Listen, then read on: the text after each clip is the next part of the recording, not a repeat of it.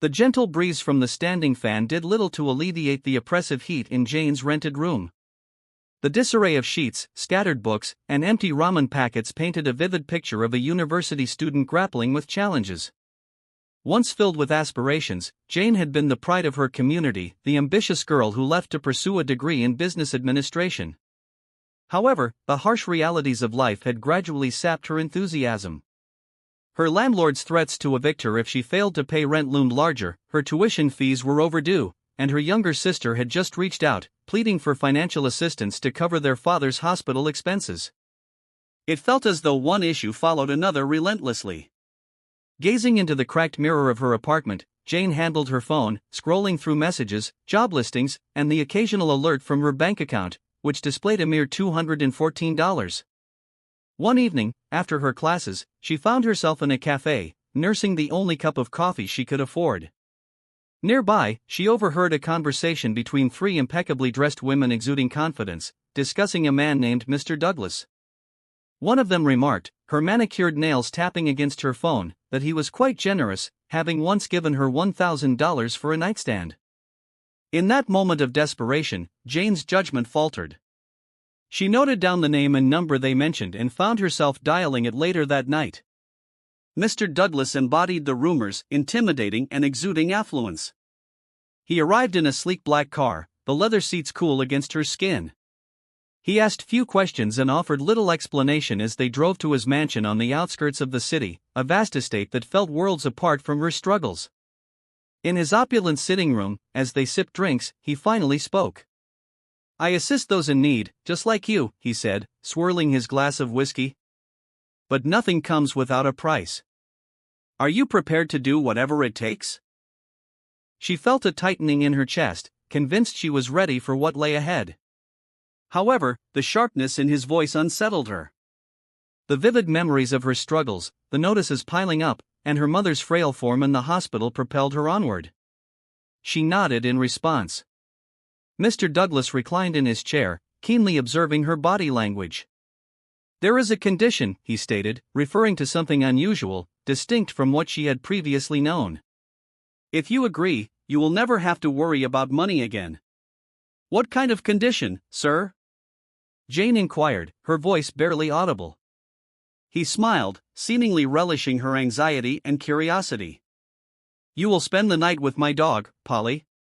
No questions asked." The words struck her like a blow, leaving her momentarily stunned. She blinked, questioning whether she had heard him correctly. "Your dog?" Mr. Douglas remained unfazed.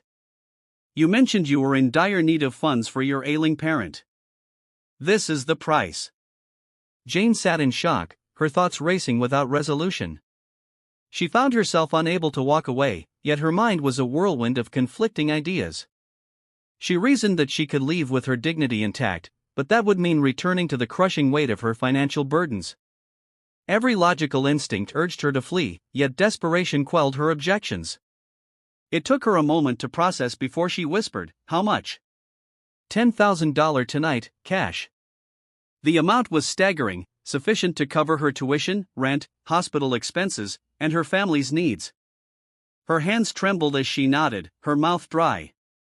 "Follow me," Mr. Douglas instructed, his expression inscrutable. He guided her through a dimly lit corridor to a room at the far end of the mansion.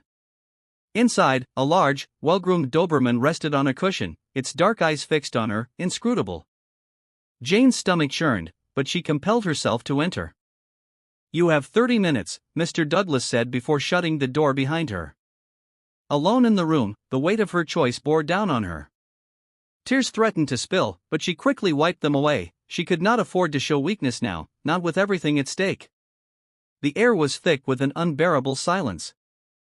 She remained positioned there, her back pressed against the door, immobilized.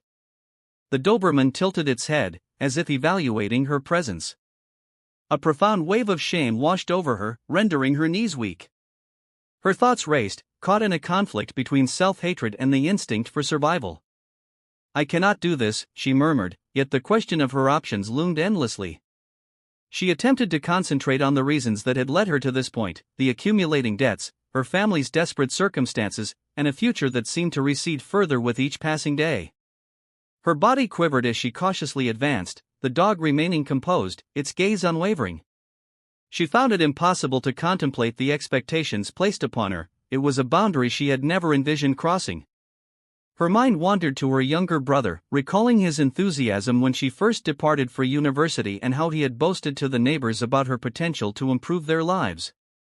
She thought of her mother's frail voice on the phone, apologizing for being a burden. The tears she had held back finally cascaded down her cheeks as she sank to her knees, burying her face in her hands. "What am I doing?" she whispered to herself, her voice trembling. For an extended period, she remained in that position, hunched over on the floor, grappling with the turmoil within her. Every fiber of her being resisted the course of action she was about to take, yet the image of Mr. Douglas's smirk lingered in her mind. He was aware of her desperation, cognizant of her struggle, but he also understood that she would not walk away. The dog shifted, interrupting her thoughts, and its movements startled her, causing her to retreat, her heart racing. It approached closer, its presence a stark reminder of the decision she faced. She closed her eyes, attempting to gather her resolve, envisioning her landlord pounding on her door, her professor's disappointed expression when she failed to pay her tuition, and the helplessness in her brother's voice. The weight of it all pressed down on her like a suffocating shroud. Taking a deep breath, she compelled herself to stand, wiping her face with trembling hands as she sought the strength to proceed. She reassured herself that it was merely one moment, one night, after which she would never have to revisit it. However, as she extended her hand, a wave of nausea washed over her, causing her to recoil and stumble back into the corner of the room. Her body betrayed her, shaking violently as she gasped for air. "I can't do this," she managed to choke out, her voice breaking. She sank to the floor once more, clutching her knees to her chest. The dog observed her in silence, its calm demeanor starkly contrasting with her inner turmoil. For a fleeting moment, she pondered whether it could sense her distress, if it comprehended the depth of her despair. As the minutes passed, Jane felt the oppressive weight of time slipping away. Douglas's voice echoed in her mind, reminding her of the 1-hour limit. She felt trapped, ensnared by her desperation and the daunting choice before her. Her hands tangled in her hair as she struggled to regain her composure, every fiber of her being screamed for an escape, yet none was available. She had willingly entered this nightmare, and now she had to see it through or confront the consequences of remaining empty-handed. As the hour drew closer to its conclusion, Jane was left with nothing but the deafening roar of her own thoughts, each one more damning than the last. She sat motionless, her breathing shallow, as the weight of her decision pressed down on her. The room felt increasingly constricted, the walls closing in, and the reality of her agreement churned in her stomach. She glanced at the door, contemplating whether she could simply walk away from the predicament she had created. Yet, the thought of facing Mr. Douglas Sams felt akin to admitting defeat, paralyzing her. The Doberman remained a few feet away, still as stone, observing her with an unsettling calmness. Its dark, unreadable eyes were not menacing. It was merely an animal oblivious to the twisted expectations placed upon it. Jane's thoughts spiraled as she wondered what others would say if they knew, and whether anyone would truly understand. They accuse her of desperation, or would they perceive her as something less than human? The mere thought of her family discovering the truth, of her brother looking at her with disappointment, caused her chest to constrict. Time dragged on, the silence in the room interrupted only by the faint rustle of the wind outside the windows. Jane paced the room in frantic circles, her mind at war with itself, torn between the overwhelming shame of proceeding and the unbearable repercussions of retreating. She crouched down once more, her hands pressed against her temples, attempting to silence the tempest of thoughts. "It's just one night, one act, and then it will be over. I can fix everything," she murmured, repeating this mantra as if the sheer repetition would render it true. Yet, a quiet voice deep within her countered, asking what would become of her afterward, what would happen to her soul. Her pacing slowed, her breath caught for a moment as she stood still, gazing at the dog. She no longer saw an escape or opportunity. Instead, she perceived a reflection of her own entrapment, another being in this world, devoid of control over its destiny. Suddenly, the door swung open, startling her. Mr. Douglas entered, his expression inscrutable. He glanced at her and then at the untouched scene before him, a smirk returning to his face. I see you are struggling, he remarked, his voice dripping with condescension. Perhaps I overestimated you. Jane stood frozen, unable to articulate a response as he approached, the sound of his shoes echoing against the marble floor in the tense silence. It's a simple transaction, Jane. You need money, I have it. You agreed to this. Her mouth opened, but no words emerged, her throat felt parched, and her chest tightened. He tilted his head, his tone softening slightly. No one will ever know. Your life will return to normal. Isn't that what you desire? After several minutes of Mr. Douglas's assertions, Jane finally acquiesced to the arrangement, uncertain of her decision, and inquired if anyone would discover the truth. Mr. Douglas raised an eyebrow, clearly taken aback. No, I can't do it, she declared, her voice rising. This time, I won't. His smirk vanished, replaced by a hint of irritation. Are you certain? Walk out of here, and you will receive nothing, no second chances. She inhaled deeply, her body trembling, yet her determination remained steadfast. I don't care. I would rather confront my issues than endure this for the rest of my life. For a brief moment, Mr. Douglas regarded her, his expression inscrutable. Then, with a sigh, he stepped aside, allowing her to leave. Suit yourself. Jane hesitated, her legs feeling weak as she passed him and exited the room without looking back. The cold night air struck her like a slap as she emerged from the mansion, tears streaming down her face. However, for the first time in months, they were not merely tears of despair, they were tears of relief. She was uncertain about what awaited her in her cramped apartment, how she would confront her landlord, her school, or her family, but one thing was clear, she still had herself. The heavy oak door of the church creaked open, and Jane stepped inside. The cool air of the sanctuary enveloped her like a comforting blanket. The silence was profound, interrupted only by the faint hum of the lights above the high ceilings, the stained glass windows, and the quiet dignity of the pews. All of it felt foreign to her now, as if she had entered a realm too pure for the shame she bore. She had resolved long before her arrival that she needed to speak to someone. There had to be a path to redemption, a place where her soul could begin to mend. The burden of what she had nearly done clung to her like a second skin, suffocating her and turning each breath into a challenge. As Jane approached the church along the road, she was enveloped by the solemn atmosphere. Although she was not a regular churchgoer, there had been times in her life when she had prayed, when she had believed that God would guide her. Now, more than ever, she sought that guidance. She moved slowly toward the altar, her footsteps echoing in the stillness.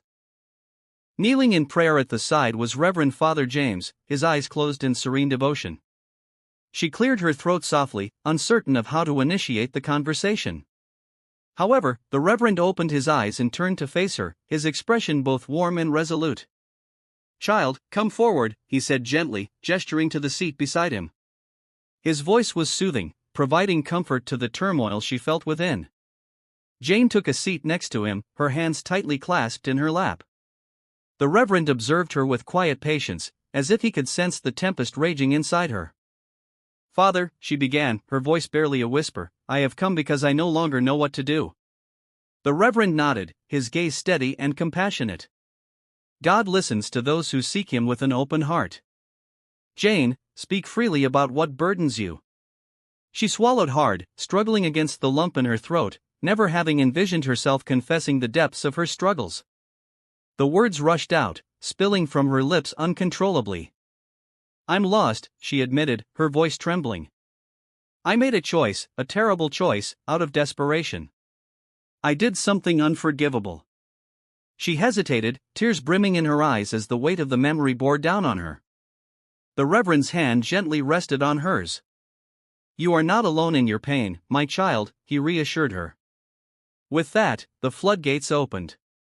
Jane's voice quivered as she recounted everything, the mounting debts, the pressure to succeed, the promise of money from a man named Mr. Douglas, and the twisted request he had made.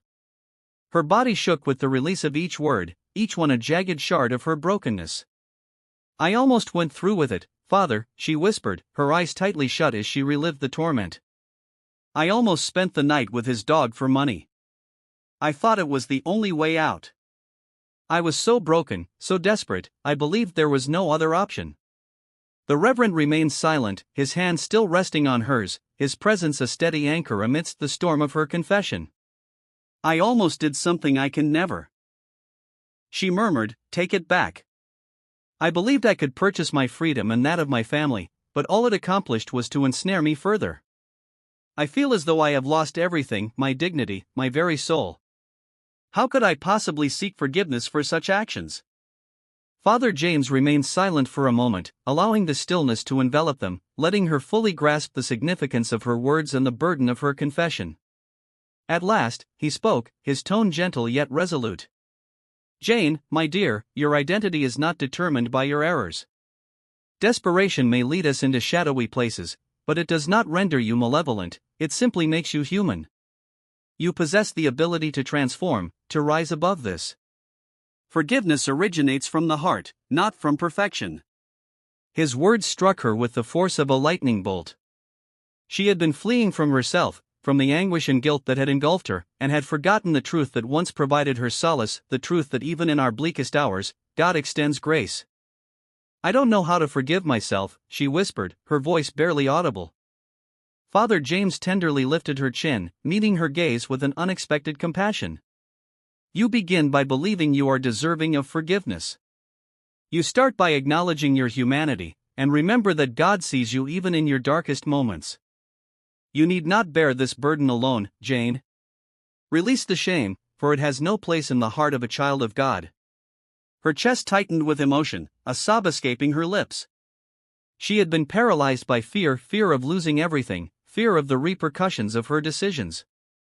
Yet now, in the sanctuary of the church, in the presence of a man who offered no judgment, she permitted herself to embrace the one thing she had been too frightened to accept: hope. "I don't know how to begin anew," she whispered through her tears. Father James responded with a gentle smile, "One step at a time, my child. That is all it requires, one step toward healing, toward peace, and you will discover it." Jane nodded, her heart feeling both heavy and lightened by the weight of his words. She remained uncertain about what the future held or how she would confront her challenges. For the first time in many years, she experienced the slightest glimmer of hope. "Thank you," she expressed, her voice trembling yet genuine. "I feel a sense of relief, I believe I can breathe once more. You are always welcome here, Jane, and remember that God's love is unwavering, regardless of your past." As she prepared to depart, Jane sensed a transformation within her. Although she did not possess all the answers or solutions, she had regained something she had nearly forfeited: her faith in the possibility of redemption.